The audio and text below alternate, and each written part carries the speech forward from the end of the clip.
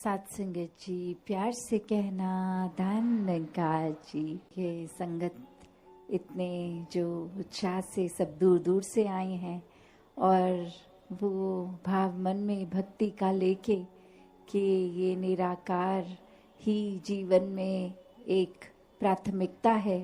ये परमात्मा चाहे हम किस नाम से भी संबोधित करें, जहाँ जैसे मन में विश्वास आस्था है उस हिसाब से एक धारणाएं जो भी हमेशा ने संतों ने यही समझाया कि ये परमात्मा के ऊपर जीवन को केंद्रित अगर रखना है तो सबसे पहले इस परमात्मा को जानना होगा, इसको देखना होगा हर समय। फिर जब तक सांसें हैं हर समय इसको अपने साक्षात ही देखकर जीवन जीना भक्ति है।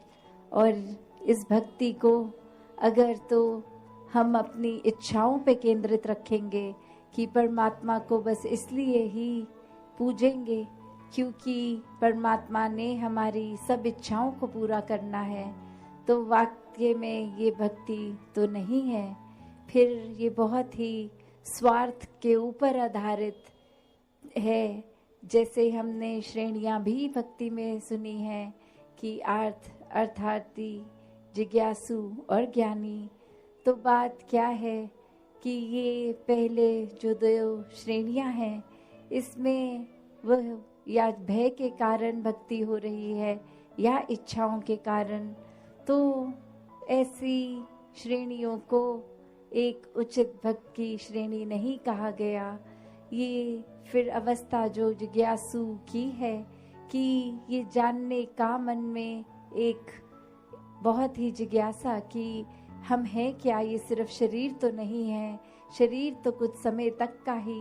जैसे आज सत्संग में भी सुन रहे थे कि ये परमात्मा से ही उत्पन्न हुआ, ये आत्मा को कुछ सालों के लिए शरीर दिए गए और शरीर बदलते बदलते जब ये मनुष्य के शरीर में आने में फिर वो बात कि जब तक ये श्वासें हैं तब तक ही इस परमात्मा को जाना जा सकता है।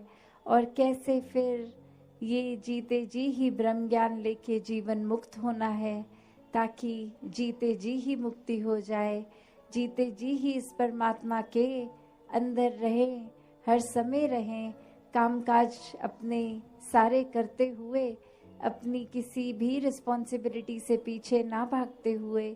तो वो भक्तिमय जीवन है जब हर सांस में परमात्मा का एहसास हो, हर सांस में इसी के अंदर रह रहे हैं, ये विश्वास हो। ये भक्ति फिर इच्छाओं से उठकर ये जिज्ञासिक अवस्था से कि अपनी पहचान करनी है, तो ब्रह्म ज्ञान द्वारा ही वो संभव है। और फिर ब्रह्म ज्ञान को जीना है, क्योंकि सिर्फ ब्रह्म ज्ञान लेने से ही मुक्ति हो ये तब तक पॉसिबल नहीं जब तक ब्रह्म ज्ञान को जिए नहीं जीवन में। तो ये ज्ञानी अवस्था भक्त की जो श्रेष्ठ अवस्था कही गई है, तो ऐसे ही ज्ञानी होना हर एक के लिए संभव है। और एक ज्ञानी अवस्था आने के लिए सिर्फ और सिर्फ जो त्याग करना है वो अहंकार का, अपने आप के होने का, तभी इस परमात्मा में एक में खो पाएंगे। वरना तो ये अहंकार अगर मन में टिका है तो निराकार मन में नहीं टिक सकता। तो ये परमात्मा को जितना ही मन में हम बसाएंगे उतने ही हमारे अवगुण दूर होते जाएंगे। वरना तो अहंकार में रहेंगे तो यही सोच चलेगी कि हमसे श्रेष्ठ कोई नहीं है, एक हमारे जैसा बल किसी में नहीं है। हमारी सोच, हमारी बुद्धि कोई भी छोटा सा काम करके अपने आप को ही मन ये सर्वश्रेष्ठ मान लेता है। तो फिर ऐसे अहंकार में रहेंगे तो इस परमात्मा की बनाई हुई रचना, जो चाहे मानव रूप में भी कितने अलग अलग हैं, कहीं भी निवास करते हों, अलग अलग जगहों पे, अलग अलग कल्चर पे, तो एक नफरत के कारण वो बन जाते हैं कि इनका खाना पीना रहना हमारे जैसा नहीं है, तो ये प्यारे नहीं हैं, हम श्रेष्ठ हैं। तो ऐसे और अनेक और भी भाव आ जाते हैं, चाहे वो जाति पाति का आधार बना लेता है कोई, या और कोई भी कारण बना लेता है नफरत करने का। पर बात तो वही कि जब परमात्मा से प्यार हो जाता है तो इसके बनाए सब बंदों में यही परमात्मा दिखता है, और फिर वो भेदभाव खत्म हो जाता है। सिर्फ प्यार खुद बनकर ये प्यार आगे बांटने का काम होता है। कैसे फिर हर एक में ये जो हम बार बार सुकून की बात आज सत्संग में सुन रहे थे, तो वही बात है कि जब अंधकार का एक धुआं छटेगा तो ही सुकून का सवेरा सामने है। तो ऐसा नहीं है कि सुकून नहीं है, बस ये सुकून की रोशनी से हम दूर तब तक है जब तक अंधकार मन में है, और ये अंधकार और किसी का नहीं, हमारे खुद का ही बनाया हुआ है। हमारी ही अपनी सोच है जो गिरावट की ओर लेकर जाती है, वरना तो परमात्मा हमेशा साक्षात हर समय सामने था, है और रहेगा। और ये सिर्फ हम ही हैं जो सूरज की रोशनी होते हुए भी आंखें बंद कर रहे हैं और सत्य मान ही नहीं रहे हैं कि ये रोशनी है। तो ये दिन रात की अगर बात है तो वो फिर भी अगर फिजिकली देखें तो अभी सुबह है, कुछ घंटों में रात हो जाएगी। ये रोशनी और अंधेरे की बात, ये फिर भी कभी सत्य असत्य हो सकती है, पर ये हमेशा का सत्य, ये परमात्मा, ये ही जो कोई परिस्थिति के साथ बदलता नहीं है, कभी ज़्यादा या कम नहीं होता। ये अपनी जगह पे शुरू से कायम दायम है, अभी भी है, पहले भी और आगे भी। ये किसी भी भाग में खंडित नहीं किया जा सकने वाला, कभी समाप्त ना होने वाला। तो इस परमात्मा के साथ जितना एक मन से नाता जोड़ेंगे, मन के सारे विकार दूर होते जाएंगे। ये अहंकार की भी बात कि अहंकार में आता है जब कोई इंसान, तो वो अपने आप में इतना उलझ जाता है, खुद को ही अपने दिमाग में इतना ऊंचा बनाकर कि फिर और कोई नजर ही नहीं आता। एक दिमाग भी फिर चतुर चालाकियां करने लग पड़ता है।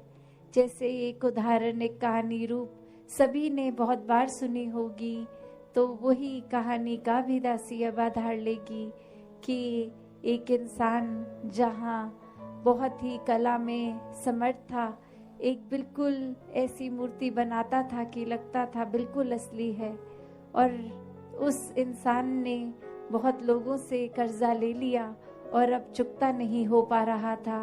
और फिर उसको पता था कि एक तिथि के दिन वो कर्जदार जिसका है उसने आके पैसे मांग लेने हैं। तो बहुत दिन पहले ही अपनी ही आकार की इतनी सारी मूर्तियां बना ली जो बिल्कुल हूबहू उसी की तरह। और जब वो कर्जा लेने के लिए आए वापस अपना मांगने, तो एक जैसे व्यक्ति इतने सारे एक कमरे में दिखे, तो बात वही कि वो खुद भी मूर्ति की तरह एक स्थिर होके एक जगह खड़ा हो गया, एक पोज बना के, और बाकी मूर्तियां तो वैसे ही अजीवित, वैसे ही अपनी एक ही आकार में। तो अब वो इंसान जो अपने पैसे लेने आया, वो देख के इतना शक कि अब मैं लूं भी तो किससे, और एक एक को छूकर हिलाकर बात करूंगा तो समय भी इतना लग जाएगा। तो इतनी सारी मूर्तियों में कैसे मैं असली को पहचानूं, और सभी इतनी असली लग रही कि पता ही नहीं कि कौन असली है कौन नकली है। इतनी सही एक्यूरेट वो मूर्ति बन गई। और अब वो इंसान कुछ सोचता है कि आज तो पैसे लेने ही हैं, तो एक तरकीब निकाली जाए। तो वो सारी मूर्तियों की ओर देखकर कहता है कि बहुत ही सुंदर है, ये इतनी कला इतनी अच्छी, ये सब इतना अच्छा, पर बस एक कमी रह गई है जो हर मूर्ति और असली इंसान में फर्क दिख रहा है मुझे। मैंने एक ढूंढ लिया है इतनी मूर्तियों के बीच में वो सही इंसान, सिर्फ एक कमी की वजह से। और वहाँ वो मूर्तिकार उस समय सिर्फ इतना ही उसके अहंकार पर ठेस पहुंची कि ये कौन मेरी कमियां निकालने आ गया है। मैंने तो बहुत ही एक असल दिखने वाली मूर्ति बनाई है, कोई कमी नहीं है। और वो बीच में से बोल पड़ता है कि सब बिल्कुल ही असली लग रही हैं, कोई कमी नहीं है, तुम कौन होते हो कमी निकालने वाले।